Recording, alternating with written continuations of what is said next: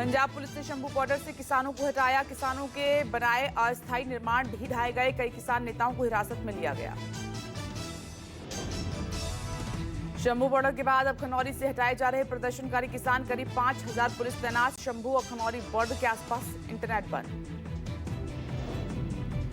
किसान नेता जगजीत सिंह डल्लेवाल और सरवन सिंह पंधेर को हिरासत में लिया गया। बैठक के बाद पुलिस ने हिरासत में लिया। चंडीगढ़ में केंद्र और किसानों के बीच 7वें दौर की बातचीत भी बेनतीजा। कृषि मंत्री शिवराज सिंह चौहान बोले, सकारात्मक माहौल में हुई बातचीत। जगजीत सिंह डल्लेवाल भी बैठक में रहे मौजूद। किसान सभी फसलों पर एमएसपी समेत 13 मांगों को लेकर कर रहे हैं प्रदर्शन। किसान नेताओं के साथ बैठक के बाद पंजाब के मंत्री हरपाल सिंह चीमा ने कहा कि बहुत अच्छे माहौल में बैठक हुई है। अगली बैठक की तारीख 4 मई तय की गई है। कृषि मंत्रालय के अधिकारी उन सभी हितधारकों के साथ चर्चा करेंगे जो एमएसपी पर कानूनी गारंटी चाहते हैं। पुलिस ने शंभू बॉर्डर पर किसानों द्वारा लगाए गए टेंट को भी बुलडोजर से किया ध्वस्त। किसान यहां कई मांगों को लेकर धरने पर थे। पुलिस ने शंभू बॉर्डर पर किसानों द्वारा बनाए गए अस्थायी मंच से पंखों को हटाया और इसके साथ ही किसानों के पोस्टर, बैनर, मंच और टेंट को पुलिस ने हटाया। किसान पुलिस के बीच झड़प के बाद शंभू और खनौरी बॉर्डर के आसपास के इलाकों में सख्त की गई सुरक्षा। कई किसान नेताओं और प्रदर्शनकारी किसानों को हिरासत में लिया गया। शंभू बॉर्डर पर पुलिस का एक्शन। पटियाला के एसएसपी नानक सिंह ने कहा कि किसान लंबे समय से शंभू बॉर्डर पर विरोध प्रदर्शन कर रहे थे। शंभू बॉर्डर को जल्द ही पब्लिक के लिए खोला जाएगा। किसानों ने 13 फरवरी 2024 को शंभू और खनौरी बॉर्डर पर एक साथ शुरू किया था धरना। किसानों के धरने के कारण हरियाणा पुलिस की ओर से बैरिकेडिंग करके इस रास्ते को बंद कर दिया गया था।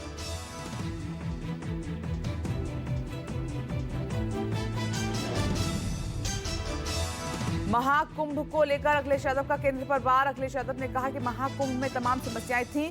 केंद्र ने महाकुंभ के लिए कितना बजट दिया ये बताएं। लापता लोगों की जानकारी सरकार को देनी चाहिए। आईपीएस अधिकारी कह रहे थे कि मत जाइए, वहां व्यवस्था नहीं है। दिल्ली में प्रधानमंत्री नरेंद्र मोदी की अध्यक्षता में हुई कैबिनेट की बैठक में महंगाई भत्ता, महंगाई राहत जैसे अहम मुद्दों पर हुई चर्चा। 3 साथियों के साथ अंतर्राष्ट्रीय अंतरिक्ष स्टेशन से सफलतापूर्वक पृथ्वी पर लौटी सुनीता विलियम्स। सुनीता विलियम्स के सुरक्षित वापस लौटने से दुनिया भर में खुशी की लहर। प्रधानमंत्री नरेंद्र मोदी ने सुनीता विलियम्स को चिट्ठी लिखकर भारत आने का न्योता दिया। सुनीता विलियम्स के जल्द भारत आने की संभावना। नागपुर हिंसा पर महाराष्ट्र विधानसभा में बोले सीएम देवेंद्र फडणवीस। कहा, हमलावरों को कब्र से निकालकर सजा देंगे। आयतें लिखी, कोई चादर नहीं जलाई गई, जानबूझकर अफवाह फैलाई गई। नागपुर हिंसा पर एक्शन में पुलिस प्रशासन। लोगों को भड़काने के आरोप में एमडीपी पार्टी के अध्यक्ष फहीम खान की गिरफ्तारी। 17 मार्च को गणेश पेठ थाने के बाद की थी नारेबाजी। नागपुर दंगे को लेकर शिवसेना उद्धव बालासाहेब ठाकरे गुट के मुखपत्र सामना ने बीजेपी पर जोरदार हमला बोला है। शिवसेना के सामना के संपादकीय में लिखा है कि बीजेपी की विचारधारा का असली चेहरा सामने आ गया है। औरंगजेब ही बीजेपी का नया शिवाजी है। मुख्यमंत्री देवेंद्र फडणवीस सिर्फ भाषण देते हैं, कोई एक्शन नहीं लेते। नागपुर में हुई हिंसा पर हरियाणा सरकार के कैबिनेट मंत्री अनिल विज का बयान। औरंगजेब के महिमा मंडन को बताया गलत, कहा वो एक हमलावर था। नागपुर हिंसा मामले में 5 आरोपियों पर दर्ज की गई एफआईआर। विश्व हिंदू परिषद और बजरंग दल के कार्यकर्ताओं पर हुई पहली एफआईआर। नागपुर हिंसा को लेकर महाराष्ट्र के गृह राज्य मंत्री योगेश कदम का बड़ा बयान। कहा कि दंगे के दोषियों के खिलाफ बड़ा कदम उठाएगा प्रशासन। नागपुर में हुई हिंसा पर राष्ट्रीय स्वयंसेवक संघ का आया पहला बयान। किसी भी तरह की हिंसा ठीक नहीं। औरंगजेब का आज की तिथि में कोई महत्व नहीं है। नागपुर हिंसा पर बिहार के पूर्णिया से सांसद पप्पू यादव ने बजरंग दल और विश्व हिंदू परिषद को बताया दंगाई। कहा कि संविधान, इंसान और देश विरोधी विहिप और बजरंग दल पर लगे आजीवन प्रतिबंध।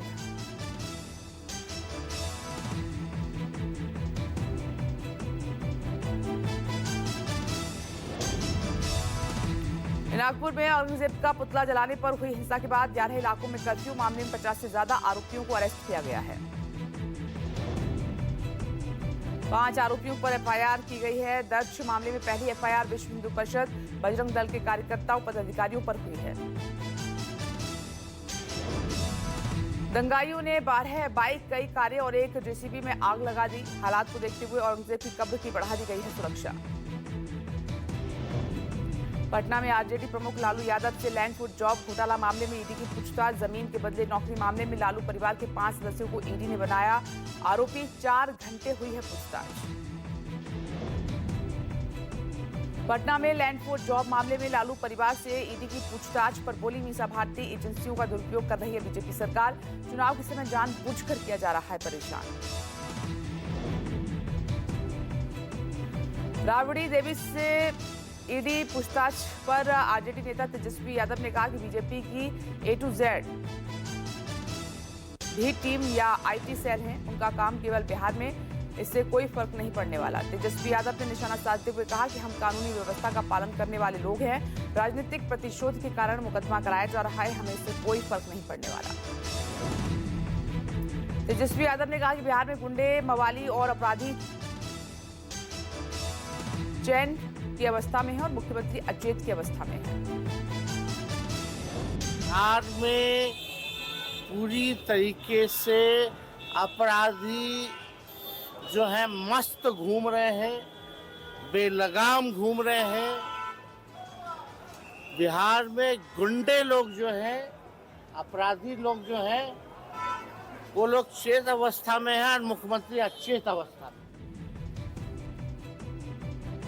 पटना में दिन दहाड़े 1 करोड़ की लूट पर तेजस्वी ने ट्वीट कर नीतीश सरकार पर बोला हमला। कहा कि लूट, चोरी, रंगदारी, बलात्कार और भ्रष्टाचार नीतीश सरकार की एकमात्र उपलब्धि। तेजस्वी ने आगे कहा कि एनडीए के बड़बोले अहंकारी नेता चुप हैं क्योंकि सबका हिस्सा फिक्स है, अपराधी सचेत हैं और मुख्यमंत्री अचेत हैं। बिहार के पूर्व डिप्टी सीएम तेजस्वी यादव ने सीएम नीतीश कुमार पर किया हमला। तेजस्वी ने सोशल मीडिया पर लिखा, सरकार खटारा, सिस्टम नकारा, मुख्यमंत्री थका हारा। तेजस्वी ने अपने पोस्ट में सीएम नीतीश कुमार को गैरेज में खड़ी कार पर बैठाया। तेजस्वी ने तंज कसते हुए कहा कि नीतीश सरकार को बताया 20 साल वाली खटारा सरकार। बिहार कांग्रेस के नव नियुक्त अध्यक्ष राजेश कुमार ने दिल्ली में कांग्रेस अध्यक्ष मल्लिकार्जुन खड़गे और राहुल गांधी से मुलाकात की। बिहार में कांग्रेस ने किया है बड़ा बदलाव, दलित नेता राजेश कुमार को बनाया नया प्रदेश अध्यक्ष। संसद के बजट सत्र का दूसरा चरण जारी। किसान औरंगजेब नागपुर हिंसा मामले को लेकर आज हंगामे के आसार। गृह मंत्रालय के कामकाज की जा रही है चर्चा। गृह मंत्री अमित शाह देंगे जवाब। यूपीआई को लेकर बड़ा फैसला, छोटे ट्रांजैक्शन पर इंसेंटिव देगी केंद्र सरकार। केंद्रीय कैबिनेट ने यूपीआई पर इंसेंटिव देने की योजना को दी मंजूरी। राष्ट्रीय गोकुल मिशन के तहत 3400 करोड़ रुपए मंजूर। सीएम योगी का आज बहराइच, गोंडा और बलरामपुर का दौरा है। बहराइच में मिहींपुरवा तहसील का करेंगे उद्घाटन और गोंडा में स्टार्टअप की होगी शुरुआत। बदायूं जामा मस्जिद और नीलकंठ महादेव मंदिर मामले में आज होगी सुनवाई। जामा मस्जिद में नीलकंठ महादेव मंदिर होने का दावा किया था, वहां पूजा करने की अनुमति मांगी थी। कर्नाटक विधानसभा ने वक्फ संशोधन विधेयक के खिलाफ प्रस्ताव पारित किया है। राज्य के कानून मंत्री एच के पाटिल ने पेश किया था प्रस्ताव। कर्नाटक विधानसभा में सर्वसम्मति से वक्फ संशोधन विधेयक 2024 को किया खारिज। दिल्ली के इंदिरा भवन में कांग्रेस के वरिष्ठ नेताओं ने पार्टी को जमीनी स्तर पर मजबूत करने के लिए की बैठक। आने वाले दिनों में कांग्रेस को मजबूत करने के लिए ब्लॉक स्तर पर की जाएगी बैठक। बैठक में कांग्रेस के राष्ट्रीय अध्यक्ष मल्लिकार्जुन खड़गे और नेता प्रतिपक्ष राहुल गांधी भी शामिल हुए। पार्टी के महासचिव और प्रदेश प्रभारियों ने बैठक में रखी अपनी राय। औरंगजेब मुद्दे पर आप नेता संजय सिंह का बड़ा बयान। कहा कि मुगलों की निशानी मिटानी है जो तोड़ दो लाल किला और ताजमहल। बीजेपी के पूर्व विधायक संदीप सोम का विवादित बयान। कहा कि औरंगजेब की निशानी पर पूरे देश से मिटा देनी चाहिए। इसके साथ ही राहुल गांधी अखिलेश यादव को बताया देशद्रोही। पंजाब की भगवंत मान सरकार का मिशन रोजगार, शिक्षा विभाग में बांटे जाएंगे नियुक्ति पत्र। मुख्यमंत्री भगवंत मान सौंपेंगे 951 नवनियुक्त ईटीटी अध्यापकों को नियुक्ति पत्र। लुधियाना में होगा नियुक्ति पत्र वितरण समारोह। मिशन रोजगार के तहत अब तक दी जा चुकी हैं 52,000 से ज्यादा नौकरियां। राज्य से बेरोजगारी कम करने की हो रही है कोशिश। सुल्तानपुर में यूपी सरकार के मंत्री संजय निषाद का बड़ा बयान। सपा, बसपा और कांग्रेस के अवसरवादी बीजेपी में आकर खा रहे हैं मलाई। साथ ही कहा कि सपा सुप्रीमो अखिलेश यादव से पूछे सवाल। अखिलेश बताएं कि वो औरंगजेब को अपना आदर्श मानते हैं या भगवान कृष्ण को। निषाद समाज पर मंत्री संजय निषाद ने की टिप्पणी। निषाद समाज के लोगों को मैंने पहनाया चश्मा, उनकी तरक्की होगी।